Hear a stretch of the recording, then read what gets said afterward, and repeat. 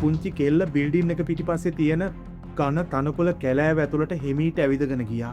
එහෙම වෙන්නේ කොහොමද? දැන් විනාඩි 15කට 20කට විතර කලින් දුව ඇවිත් යතුර ගත්තා. ප්‍රීතිගේ පාසල් හැඳුනුම්පත ස්කූල් ID කාඩ් එක වැටිලා තිබ්බා. මට මාව පාලනය කරගන්න බැරි වුණා මම වීඩියෝ බල බල හිටපු හින්දා.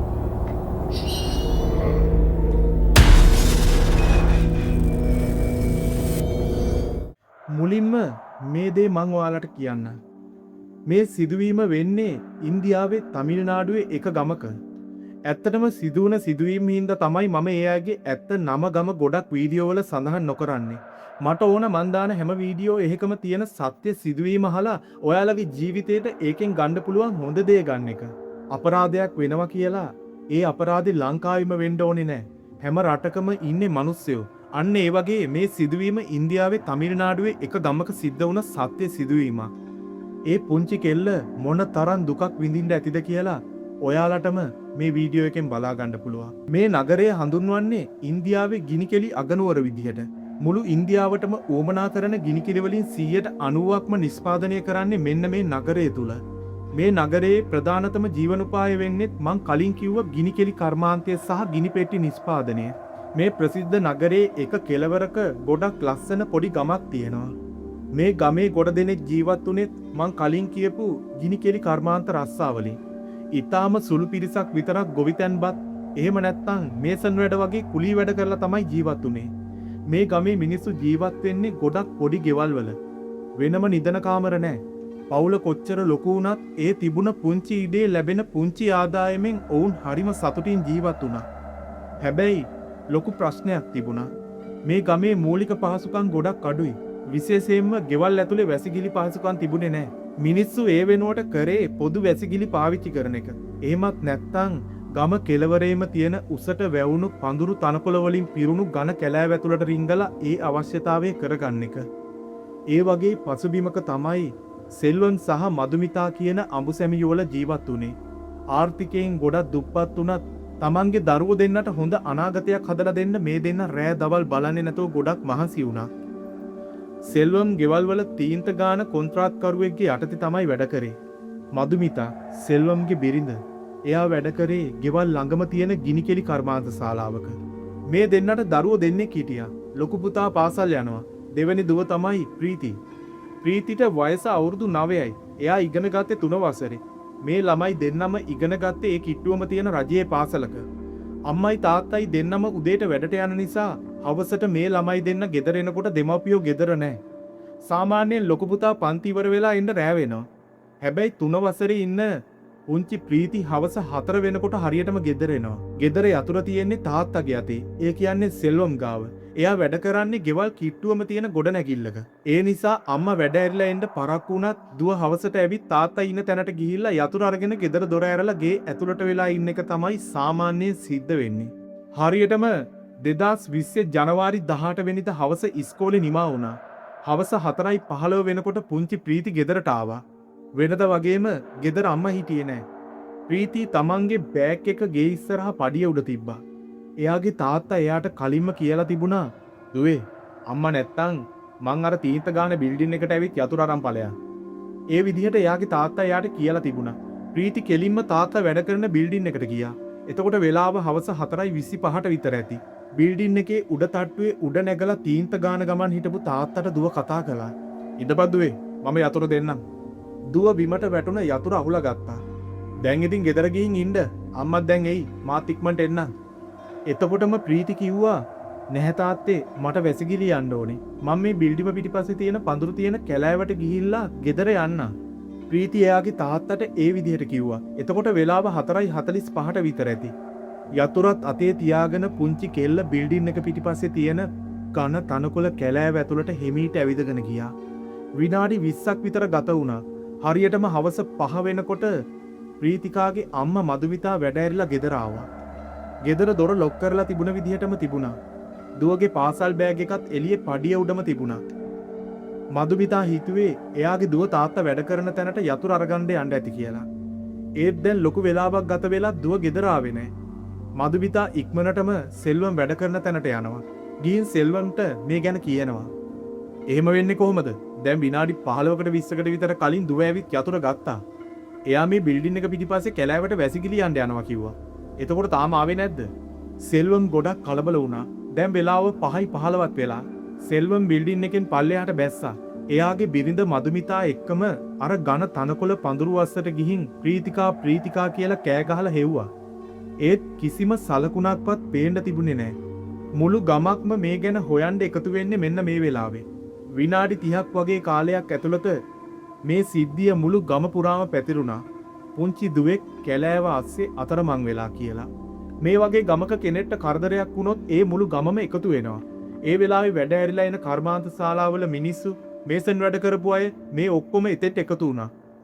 හවස 5:30 වගේ වෙද්දී 400කටත් වඩා වැඩිය ගමේ මිනිස්සු පන්දන් ලයිට් අරගෙන අර ඝන කැලෑව පීර හොයන්න පටන් ගන්නවා. එක මිනිස්සෙක් කිව්වා තවත් කාලේ නාස්ති නොකර පොලිසියට කියමු කියලා. ඉක්මන් කරලා පොලිස් ස්ථානයේ පැමිණිල්ලක් දැම්මා. ටික වෙලාවක් යනකොට අවට පොලිස් ස්ථානවලිනුත් එකතු වෙලා අඟලෙන් අඟල මේ කැලෑව පීර හෙව්වා. පොලිස් නිලධාරීන්ට මේ වෙලාවේ සැකයක් ඇති වුණා. මේ කැලෑවේ මෙච්චර හොයලත් කිසිම දෙයක් දැනගන්න බැරි වුණේ කවුරුම හරි ළමයාව පැහැරගත්තද? වහාම පොලිස් නිල සුනකයන්ව ගෙන්නුවා. ඒත් ඉව කරපු බල්ලෝ කැලෑව වටේම ගිහිල්ලා අන්තිමට නතර වුණේ ගම ඇතුළෙමයි.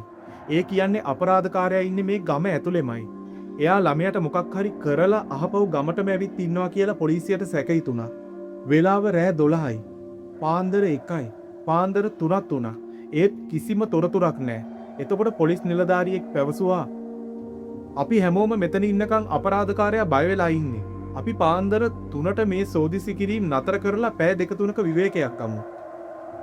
පොලිසිය හැමෝටම කැලෑවෙන් අයින් වෙන්න කිව්වා. ගමේ මිනිස්සු මේකට කැමති වුණේ නැහැ. ළමෙක් නැති වෙලා තියෙද්දි කොහොමද හොයන එක නතර කරන්නේ?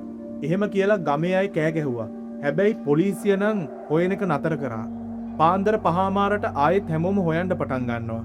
එතකොටවත් කිසිම දෙයක් හම්බ වුණේ නැහැ. හරියටම උදේ වෙනකොට තමයි ඒ බීසුන් සත්‍යය එළි වුණේ.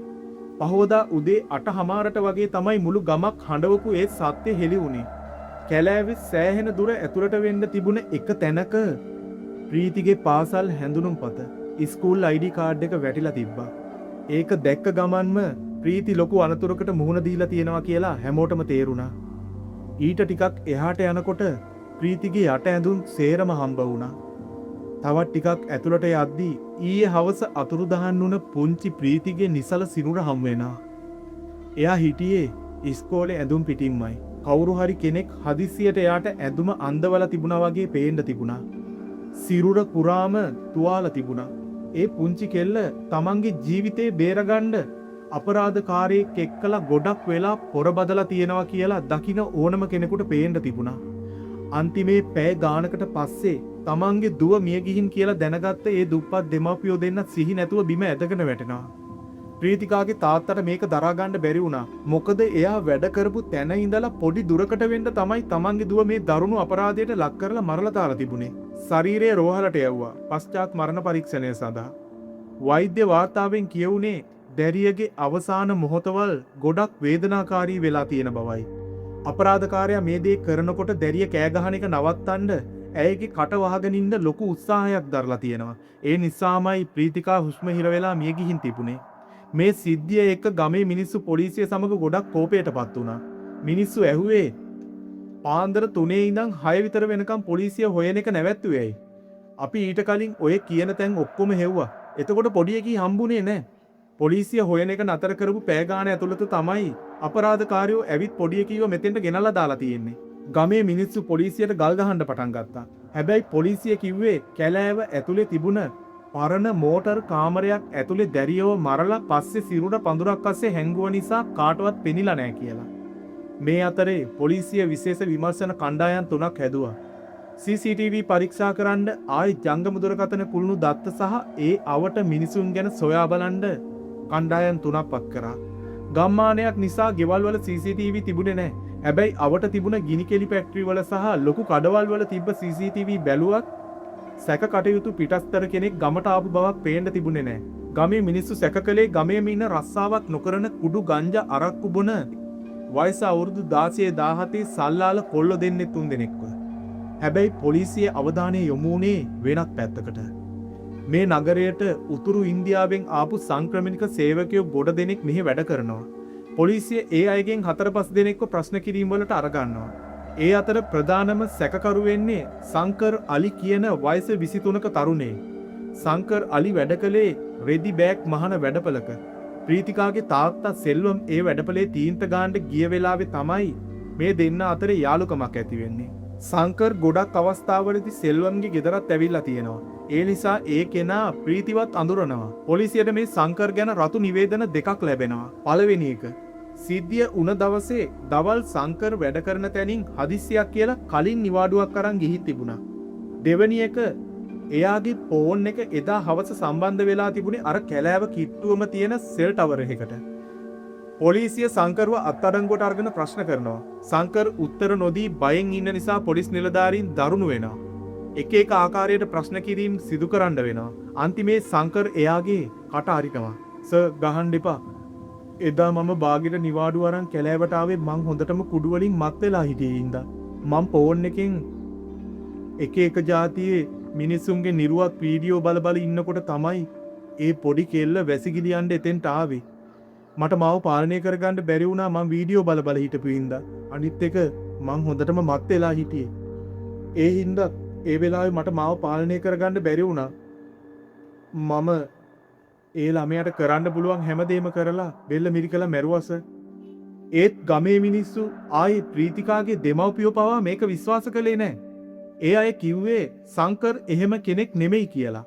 පොලිසියට ඇත්තම වැරදිකාරයව හොයාගන්න බැරි හින්දා ගමේ සල්ලාලෙවුන් බේරගන්න ඕන නිසා කිසිම දේශපාලන බලයක් සල්ලි නැති දුප්පත් මේ අසරණ උතුරු ඉන්දියාවේ සේවකයව බිල්ලට දීලා නඩුව වහලා දැම්මා කියලා තමයි එයාලා කිව්වේ. CCTV දර්ශන හා DNA වාර්තා පොලිසිය ප්‍රසිද්ධ කළේ නැති නිසා මිනිසුන්ගේ සැකය තවත් වැඩි වුණා. කොහොම වුණත් මේ දැරියගේ ශරීරයෙන් පරීක්ෂණවලට ගත්තු දේවල් සුප්‍රාණු සාක්ෂි අධිකරණයට ඉදිරිපත් කරලා තිබුණා. කොහොම හරි සංකර් අලි කියන තරුණයව ළමා ලිංගික අපරාධ වැළැක්වීමේ පනත යටතේ නිල වශයෙන් රිමාන්ඩ් කෙරුණා. වසර කිහිපයක් පැවති නඩු විභාගයකින් පසුව 2022 සැප්තැම්බර් මාසයේ විශේෂ අධිකරණය විසින් සංකර් අලි වැරදිකරු කරලා ඔහුට ඇප නොමැතිව ජීවිතාන්තය දක්වා සිරදඩුවන් නියම කරනවා. ඊට පස්සේ සංකර් අලි ඒ දෙයට විරුද්ධව මහා අධිකරණයට ඇපීල් එකක් දානවා. ඒත් මීට ටික කාලයකට කලින් ඒ කියන්නේ 2025 නොවැම්බර් මාසයේ මහා අධිකරණයත් සියලු සාක්ෂි සලකලා බලලා පහළ අධිකරණයේ තීන්දුව ඒ විදිහටම ස්ථීර කරනවා. ඒ කියන්නේ විද්‍යාත්මකව DNA සාක්ෂි ගැලපුණ නිසා තමයි උසස් අධිකරණ දෙකකින්ම මේ දඬුවම ස්ථීර කරන්නේ. සංකර් අලිට දැන් මැරෙනකම්ම හිරගෙදරින් එළියට එන්න ලැබෙන්නේ නැහැ. මේ කතාවෙන් හොඳටම පේනවා අද සමාජයේ පුරාම පැතිරලා තියෙන මත්ද්‍රව්‍ය ආයේ මත්පැන් මේවා හේතුවෙන් මොනතරම් දරුණු අපරාධ වෙනවද කියලා. සාමාන්‍ය මිනිස්සෙක් ඒ වගේ මත් වුණාම Taman ගොඩක් වෙලාවට Taman කරන්න කියන්නේ මොනවද කියලාවත් දන්නේ නැහැ. තමන්ට ඕමනා කරන తాවකාලික ලිංගික ආසාවල් නිසා ගොඩක් බලාපොරොත්තු තියාගෙන එක එක හීන තියාගෙන උස්මහත් කරන අහිංසක දරුවන්ගේ ජීවිත නැති වෙලා යනවා. ඒ දෙමව්පියන්ගේ ජීවිතේ අපායක් වෙනවා. සියලුම තරුණයන්ගෙන් ඉල්ලන ඉල්ලීම යාළුවෙක් එක්ක පාටි දාලා පොඩි සොට් එකක් අරගෙන තමන්ගේ ගානට ඒ දේ කරාට ප්‍රශ්නයක් නැහැ. ඒත් අනවශ්‍ය දේවල් පාවිච්චි කරලා සිහිය විකල් කරගන්න නම් එපා කවදාවත්. මම මේ වගේ දෙයක් කිව්වට තමන්ගේ දුව අක්කා නංගි අම්මා මේ අයටත් මේ වගේම අපරාධ කරන තමන්ගේම නරුමියොත් නැතුව නෙමේ ඉන්නවා. ලස්සනට ජීවත් වෙන්න බලන්න. වැරදි වැඩ කරන්න හිතන්නවත් එපා. පස්සේ දුක් වෙන්න වෙයි.